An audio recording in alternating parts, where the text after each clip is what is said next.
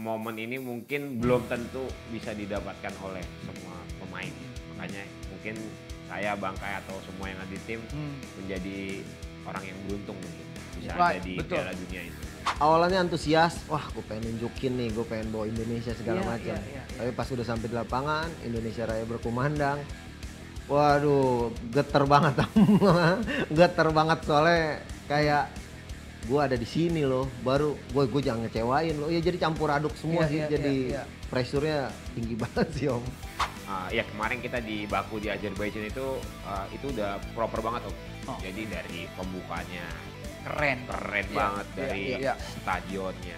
Terus dari cara mereka men-treat nih, dari panitianya men-treat kita pun udah oke banget, dari secara makanan, fasilitas yang lain-lain tuh udah emang bisa aku bilang iya emang ternyata Piala Dunia tuh seperti ini. Rasakan gitu. Ya? Iya betul.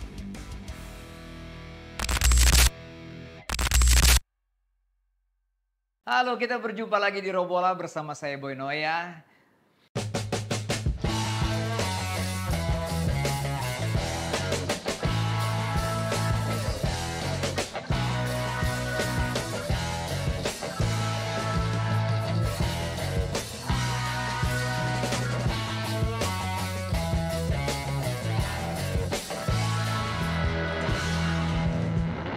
Dan malam hari ini kami khusus mau membahas tentang Piala Dunia Mini Football yang waktu itu berlangsung di Azerbaijan. Nah, kita ingin tahu nih bagaimana pengalaman para pemain yang pertama kali bermain membela nasional di Piala Dunia. Ada Cesar Silitonga. Siap, apa kabar, Bung? Kita tos dulu lah. Baik Om, baik. Diksi, udah tahu lah ya kan, jaga gawang kita. Apa kabar kalian semua? Baik, sehat. Pulang dari Azerbaijan kondisi sehat semua? Alhamdulillah. Sekarang kembali ke klub atau ada apa lagi? Atau banyak hal yang mau dilakukan apa? Banyak Om. Pertama paling klub kan banyak persiapan buat. Oh, persiapan. Iya, tim buat Liga Mini Football ada. Baru balik ke klub yang di futsalnya juga ada. Oh iya, ada Liga Futsal dan sekarang kita mempersiapkan Liganya Mini Football. Wah, ini dia yang mau bicarakan juga nih. Diksi, apa kabar? Gimana? Oleh pengalaman di Piala Dunia? Luar biasa. Ya. Piala Dunia loh. Piala Dunia loh, benar-benar pengalaman yang berharga banget sih Om, buat mungkin bukan saya sendiri, mungkin buat teman-teman yang lain juga, karena momen ini mungkin belum tentu bisa didapatkan oleh semua pemain ya. Makanya mungkin saya, Bangkai atau semua yang ada di tim menjadi orang yang beruntung mungkin bisa ada di Piala Dunia itu. Cesar, kesan yang paling mendalam dari Piala Dunia selama mungkin kita ikut hampir seminggu ya? Ya. Apa Cesar? Kesan paling mendalam ini sih Om, karena ya tujuan kayak glorinya kita sebagai atlet kan main di kasta tertinggi kan sih. Betul. Jadi saat ada di posisi itu dibilang kita jadi salah satu orang yang beruntung. Ya dibilang orang yang ibaratnya pernah ngerasain hal yang di level tertinggi itu. Jadi campur aduk sih Om. Tapi overall happy banget. Wih, Piala Dunia ini semua negara dari semua benua hadir di situ ya. Iya. Lalu lagu kebangsaan dinyanyikan. Betul. Stadionnya keren. Hotel yang kalian inipi juga bagus. Hospitality-nya keren, transportasi semua. Berarti Piala Dunia ini Piala Dunia yang perfect dong. Bisa dibilang begitu. Karena bisa dibilang ya kemarin kita di Baku di Azerbaijan itu udah proper banget Om. Jadi dari pembukanya keren banget, dari stadionnya. Terus dari cara mereka men-treat nih, dari panitianya men-treat kita pun udah oke banget, dari secara makanan, fasilitas yang lain-lain tuh udah emang bisa aku bilang iya emang ternyata Piala Dunia tuh seperti ini gitu. Rasakan ya? Iya betul. Walaupun cuma mini football. Mini football, betul. Tetapi hype-nya ya, suasananya juga. Vibes-nya tuh berasa banget berasa gitu. banget ya. Tetap kangen gado-gado tapi Om. Tetap kangen gado-gado. Oke. Tapi makanannya gimana? Makanannya itu kan pasti protein dan semuanya standar atlet lah. Standar atlet itu iya banget ya. Mungkin karena kita terbiasa makanan yang cita rasanya banyak ya Om. Jadi saat kita dapat makan gitu sehari 2 hari senang, hari berikutnya udah mulai, aduh kok gini-gini aja ya rasanya juga gini-gini aja. Mulai kangen Ya, masakan. padahal kalau bilang protein bagus lebih bagus itu sih. Nah kita masuk kepada match by match yang Ya. teman-teman alami, ikutin dan suasana seperti apa. Pertama kita melawan Costa Rica ya. Yes. Saya mau tanya itu, ketika para pemain semua ada di tengah lapangan, ya kan, dengan venue yang begitu keren, Ya. dan ini Piala Dunia, bergetar nggak sih sebenarnya? Atau grogi atau bagaimana? Waduh, kalau dibilang bergetar, awalnya antusias, wah gue pengen nunjukin nih, gue pengen bawa Indonesia segala macam. Tapi pas udah sampai di lapangan, Indonesia Raya berkumandang, waduh, geter banget, geter banget soalnya kayak gue ada di sini loh, baru gue jangan ngecewain loh, ya jadi campur aduk semua sih, jadi pressure-nya tinggi banget sih Om. Pressure ya, bener nggak? Pressure Banget Om, karena gini, pressure-nya mungkin bisa dibilang berasanya tuh malah pas mau pertandingan ya Bang, kayak jadi kita nyampe ke sana masih bisa hai gitu. Dari bandara masih bisa ketawa-ketawa. Begitu pembukaan, kita lihat pembukaan, wah ini udah mulai. Serius banget. Ini udah mulai, ini Piala Dunia nih. Pertandingan pertama itu, ya benar yang baik yang Bang Kai bilang tadi, karena gini, ya kita yang ada di situ datang bukan cuma hanya untuk mau sekedar main doang gitu loh, tapi bukan hanya partisipasi bukan aja. cuma hanya partisipasi, jadi kita pengen memberikan yang terbaik, ya yang pasti untuk Indonesia gitu, karena kita membawa nama Indonesia kan. Ya, makanya bisa dibilang salah juga enggak, benar juga enggak, tapi itu jadi tekanan buat kita, tapi jadi motivasi juga sebenarnya gitu loh. Jadi emang kita tuh yang ada di sana kemarin tuh benar-benar pengen, kita semuanya pengen ngelakuin yang terbaik buat Indonesia. Ya. Gitu. Pertandingan pertama di Piala Dunia selalu menyulitkan. Itu semua tim pasti merasakan. Betul. Mau di futsal kayak mau di piala mau di sepak bola besar, pertandingan pertama itu selalu menentukan. Tapi kita menang lawan Costa Rica dengan segala kekurangan dan kelebihannya. Apa yang terjadi saat itu, Cesar? Bisa cerita? Kalau lawan Costa Rica sebenarnya momentumnya kita awal-awal pertandingan mungkin sama-sama ngebaca lawan kan Om. Karena kan kita untuk babak pertama tuh agak mencari-cari. Iya, agak nyari-nyari. Cuman untungnya kita bisa ngambil momentum gol awal. Ya. Jadi kita udah bisa agak lebih balance lah. Maksudnya lebih nikmatin. Oh ya udah untuk bermain lebih santai, bermain sesuai karakter. Cuman ya tetap pressure tetap nggak akan berubah sih. Kita banyak peluang Costa Rica. Iya. Pertanyaannya waktu itu saya mandu kan. Iya. Kok menangnya 1-0 gitu. Apa karena pertandingan pertama ini sulit atau apa? Mungkin ya yang bilang lagi pertandingan pertama sulit karena dan itu kan pertandingan pertama yang kita karena nggak dikasih coba tes venue juga Om pas kemarin di sana. Jadi kita latihan di tempat lain. Jadi kita emang main itu langsung di venue itu ya. Jadi semua tim mungkin sama. Semua tim sama. Jadi tidak ada yang boleh pakai venue sampai di hari H pertandingan. Gitu loh ya. Jadi ya bilang Bang Kai tadi kita masih ngebaca lawan, satu gol kita sebenarnya udah mulai berkembang tuh, kita udah bisa bikin banyak peluang, cuman memang kita belum bisa memaksimalkan. Mungkin karena kita udah menang, bagaimana kita cara bukan hanya mencetak gol lagi, tapi gimana cara kita mempertahankan kemenangan ini sampai akhir gitu loh. Iya. Itu ya. Soalnya kita deg-degan yang nonton semua. Kita juga yang main deg-degan. Nonton, ini beberapa peluang kok nggak jadi gol gitu. Shooting ataupun ada tik-tak di depan gawang lawan. Enggak juga. Bahkan satu tembakan kena tiang. Di awal babak kedua. Itu buat kita, aduh. Gimana? Ya, itu bagian dari mini football kayaknya ya. Iya dong, kita bisa bikin peluang, lawan juga bisa bikin peluang kan. Tapi kan pada akhirnya siapa yang bisa memanfaatkan peluang ya. Kita lihat alhamdulillahnya kita bisa menciptakan satu peluang bisa jadi gol dan itu ya merubah keadaan. Tetap pada akhirnya ya kita bisa dapat 3 poin, menang berapapun hasilnya tetap ya 3 poin yang kita dapat. Gitu. Kemenangan lawan Costa Rica itu kan memberikan semangat nih karena pertandingan keduanya melawan Thailand. Harus yang notabene sama-sama negara Asia, rival kita dimanapun berada, di semua cabang rival kita. Nah itu persiapan kita gimana waktu itu? Karena kita juga yakin, kita bisa lah curi poin gitu, menang lah. Ya kan? Iya. Karena pertandingan pertama mereka seri. Betul. Montenegro, gimana Cesar? Hasil seri dia sama Montenegro yang bikin kita sebenarnya jadi kita ngerasa peluang lebih besar, tapi tanpa kita sadarin ternyata masing-masing anak-anak rasanya sama nih Om. Maksudnya Iya. sama-sama ngerasa harus menang nih. Wah pressure-nya, wah Thailand selalu ada bayang-bayang. Selalu di setiap olahraga kan pasti bayang-bayang Thailand selalu ada tuh di Iya, kita. betul. Itu makanya kita yang jadi, wah ini kita bisa peluang buat lolos kalau menang sama dia.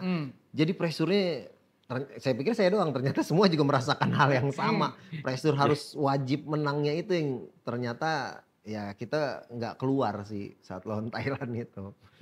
Jadi punya tanggapan karena diserang habis-habisan. Iya. Pusing juga kita lihat. Ya, yang Bang Kai rasain ya bener kita semua ngerasain karena yang pertama kita pengen menang.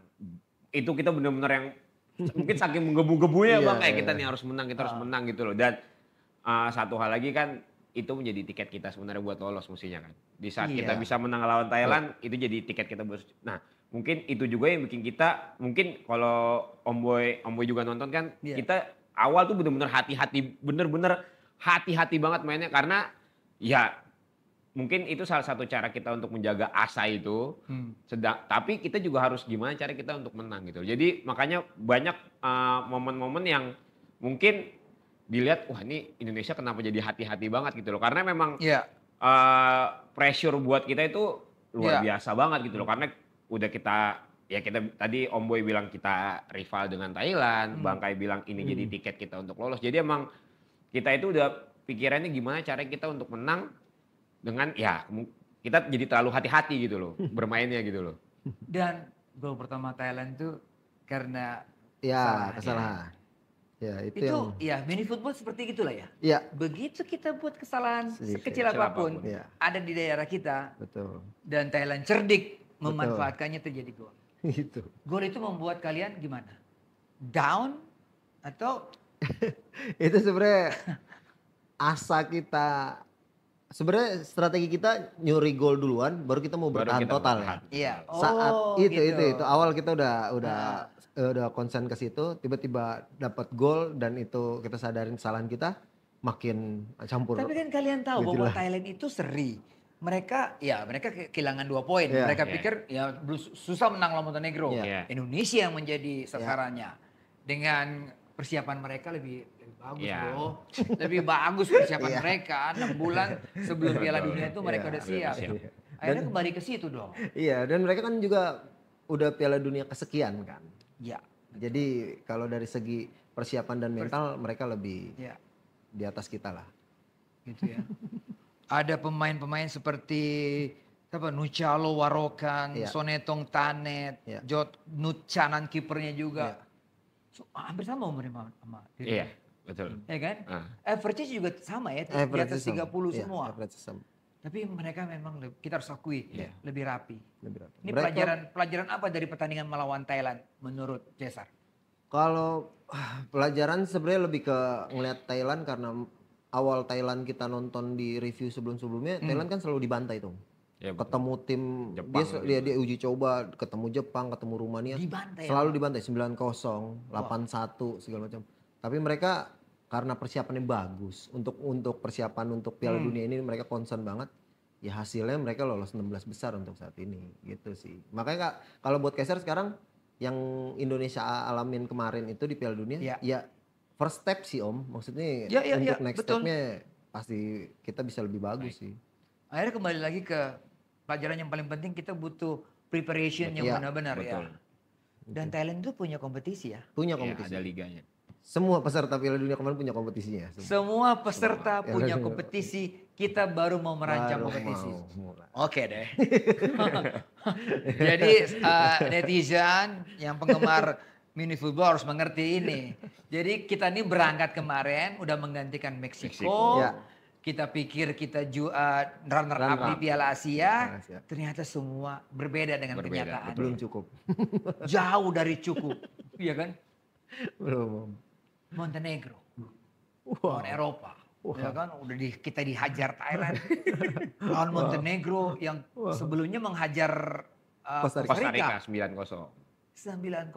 Iya. Makin panik nggak kalian Cesar? Mau tanya. Makin aduh udahlah. Malah menang, mana mungkin kita menang lawan ini. Tapi overall anak-anak ngerasain sendiri Om. pas lawan Montenegro kita lebih lepas ya. Lebih lepas. Iya. Itu kelihatan. Kita Saya mandu juga pertandingan itu. Iya, saya mandu juga pertandingan itu agak lebih Iya, hasilnya mungkin emang 4-0. Cuman tapi Iya. kita main lepas banget karena emang satu sisi kita dibilang di peringkat di bawah jauh sama mereka, nothing tulus. Di situ ya kayak kita ngerasa wah ini show off-nya kita terakhir nih untuk di ajang ini nih. Oh ya udahlah, kita main yang kita bisa. Gitu. Pertanyaan yang kedua, fisik bagaimana? Kalau kita ngeliat, oke, persiapan itu mempengaruhi fisik. Waktu lawan Thailand, mereka karena juga manajemen pergantian pemainnya juga bagus, sehingga segar terus gitu. Betul. Kita agak kedodoran. Fisik kita gimana nih? Mungkin karena ya balik ke yang tadi Om Boy, persiapan gitu loh. Ya kita nggak bisa bohong persiapan yang cuma beberapa hari dengan yang persiapan beberapa bulan. Beda. Mungkin kalau misalnya Thailand pun nggak bisa main, tapi mereka persiapan 6 bulan jadi bisa main gitu kan. Sedangkan kita kan yang bisa main cuma dalam 5 hari, tetap pasti kita punya kelemahan yang kita nggak bisa perbaiki dalam 5 hari gitu loh. Karena makanya secara fisik emang ya bisa dibilang di saat kita lawan Thailand, lawan Montenegro emang bisa dibilang ya karena persiapannya kita kurang, jadi secara fisik juga kita itu aja udah diakalin dengan pergantian pemain yang itu kan kita banyak pergantian tuh sering kali pergantian tuh karena kan di saat kita capek tarik gitu loh. Karena untuk ngakalin itu cuman emang momen di mini football itu kan cepet kan, jadi Memang lebih capek main mini football daripada futsal. Kalau intensitasnya Piala Dunia lebih capek. Oh gitu ya. Iya, kalau futsal mungkin intensitas kita tinggi juga Om. Cuman kan pergantiannya udah sistematis. Jadi kita udah mulai ini. Tapi di mini football buat khusus Indonesia kan hal yang baru buat kita nih. Nah kita lagi ngeraba itu tuh. Itu yang jadi kita ngerasa lebih capek. mana pergantian yang efektif. Iya. Nah kalau kita belum lihat Portugal ya. Belum lihat Bulgaria. Ya kan? Mungkin lihat di cuplikannya ya kan. Lihat juga Azerbaijan. Tapi game plan mereka ya Montenegro lah ya. Contohnya. Itu seperti didesain gitu sama pelatihnya. Pergerakan mereka, kapan mereka passing, kapan mereka holding the bola itu teratur gitu. Apa yang pelajaran berharga dari kita melawan Montenegro? Kalau Kaisar ngelihatnya kayaknya mereka karena liganya udah berjalan Om. Jadi udah familiar untuk segala situasionalnya di lapangan.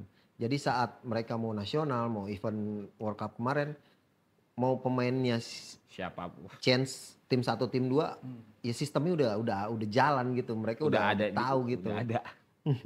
Kalian nggak pergantian Montenegro tuh 5. Iya. Ya kan? Artinya tim pertama ada 5 orang, tim kedua 5 orang, dan levelnya hampir sama. Betul. Jadi capek juga kalian ngadepin mereka.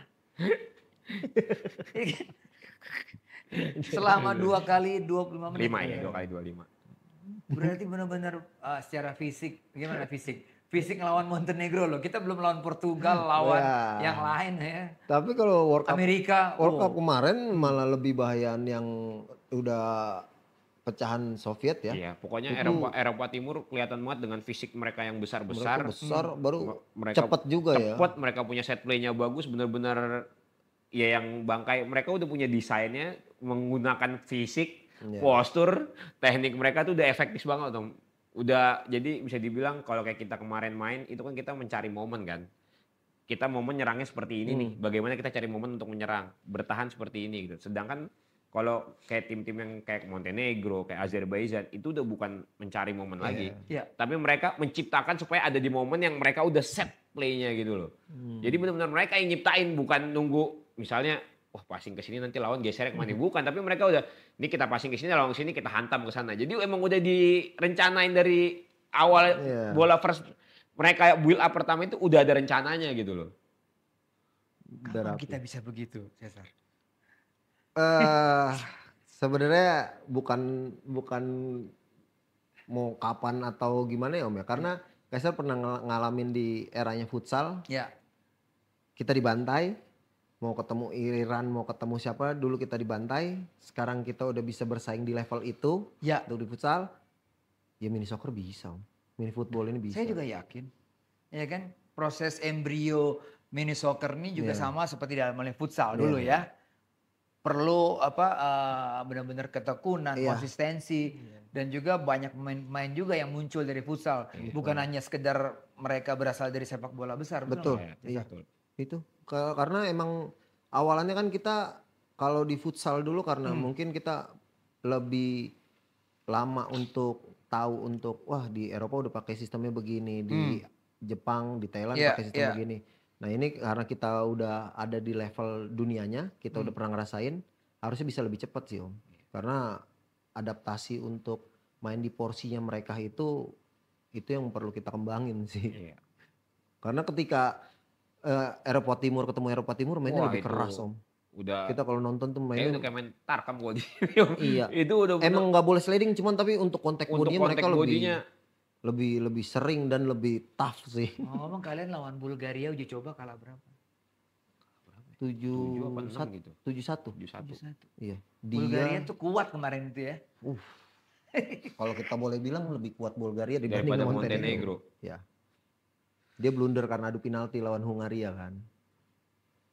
Wow, itu dia jadi, Bulgaria. Ya kita mau kalau soal fisik ya memang Eropa Timur, Eropa Barat ya memang fisiknya memang udah kelahirannya seperti begitu kan. Tapi ada kelebihan apa dari seorang pemain mini football yang kalian lihat selama ada di Azerbaijan ini yang harus dimiliki oleh pemain-pemain profesional di kita? Lebih ke, nah mereka gapnya nih lebih sama ke futsal kalau saya lihat karena harus cepat ngambil keputusannya. Mengambil keputusan itu menembak, passing, bergerak dan semuanya. Bergerak dan semuanya itu harus cepat. Karena kan mungkin kalau di sepak bola masih ada beberapa waktu. Ada jeda. Delaynya. Iya, kalau di mini football hampir sama ke futsal karena mereka harus cepat. Nah tapi yang nggak boleh kita pungkiri juga di mini football kita butuh kayak untuk charge body, untuk segala macam itu di sepak bola banget.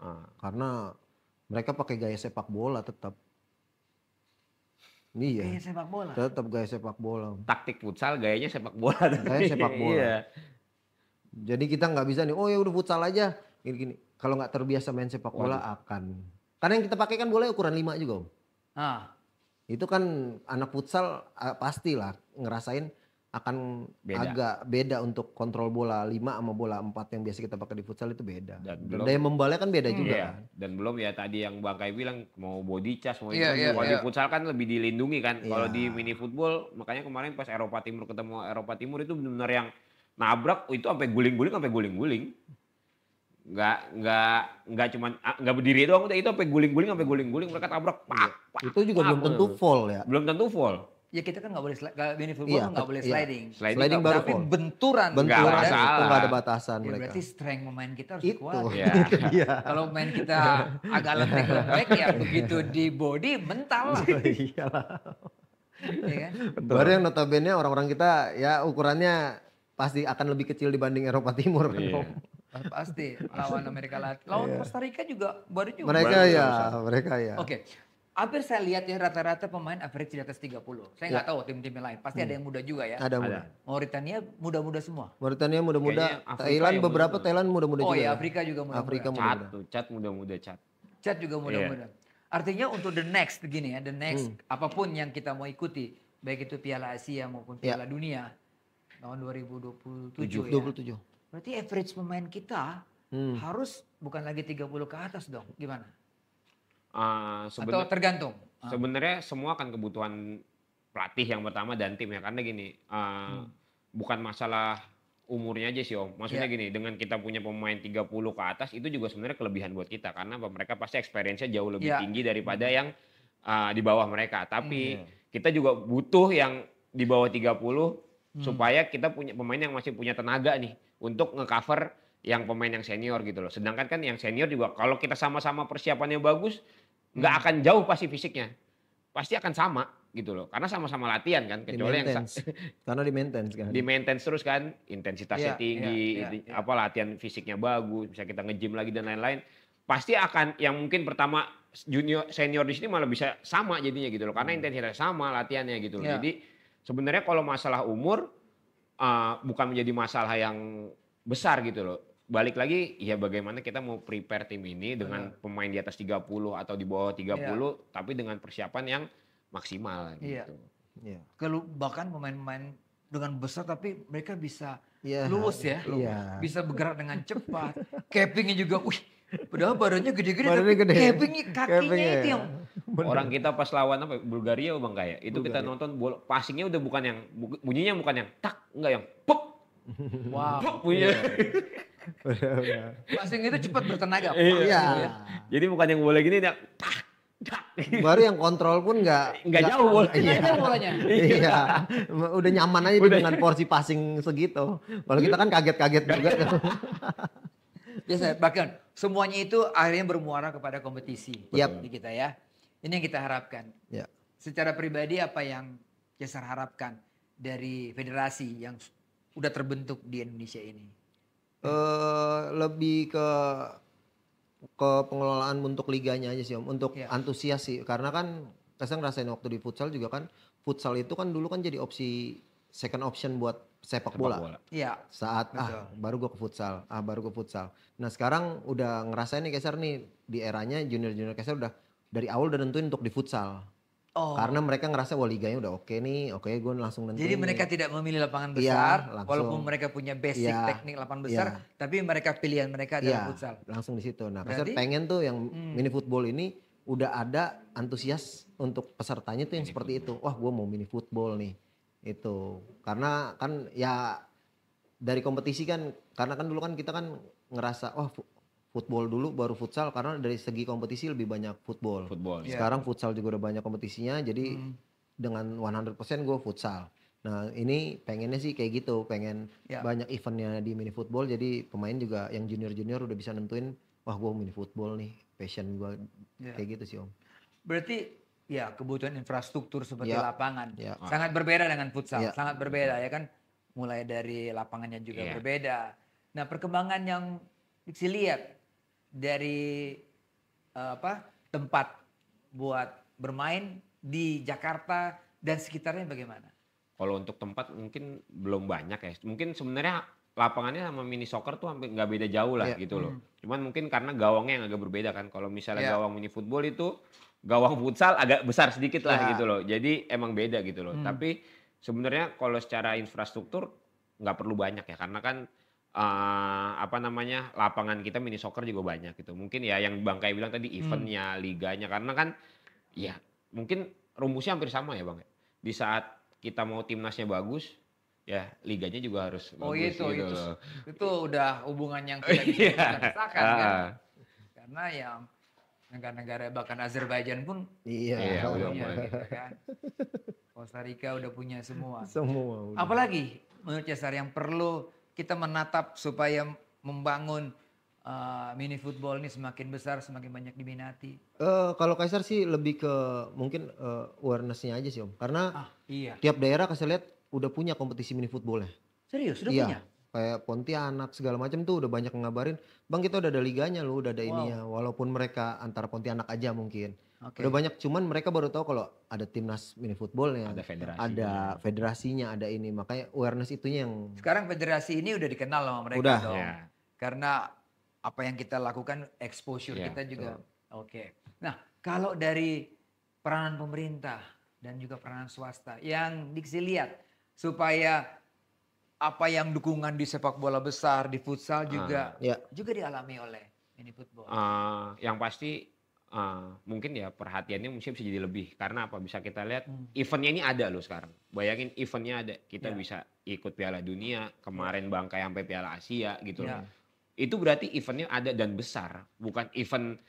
Bukan event yang ecek-ecek lah gitu loh. Karena Ya. udah mencakup negara itu udah pasti besar gitu loh. Jadi ya semoga setelah kita main dari Piala Asia Bang Kai, kita semua main di Piala Dunia. Semoga perhatian dari pihak-pihak yang ada di sini, kayak swasta, pemerintah atau apapun itu mungkin. Karena kantor-kantor pun sekarang main mini Main football loh. football. Iya kan? Iya. Bukan menyepelekan futsal, Betul. tapi Betul. ketertarikan mereka ya. Betul. Jadi ya kita bisa ngebangun ekosistem yang bagus, pemerintah dan pihak-pihak swasta, dan kita pengen apapun yang berhubungan dengan event besar ya buat negara, apalagi kita bisa saling support supaya kita bisa tumbuh kembangnya sama-sama gitu loh. Yes. Karena kan tetap kita nggak bisa juga menyampingkan pihak-pihak yang Om Boy bilang tadi, pemerintah, pihak-pihak yang swasta yang lain gitu loh. Pertanyaan terakhir, apa enaknya sih main mini football? Bukan dibandingkan dengan sepak bola besar ya, Ya. atau futsal. Yang Anda rasakan lah gitu loh. Kalau yang saya rasakan sebenarnya karena ya hampir semua nggak harus futsal, nggak harus apapun ya Om. Maksudnya based on-nya kan sebenarnya sepak bola Om. Sepak bola. Mau Fun, pemain ya. basket juga suruh main bola Iya. senang-senang aja. Maksudnya ketika itu ada dan porsi lapangan mungkin bedanya lebih kecil aja. Iya. Happy-nya sama sih Om.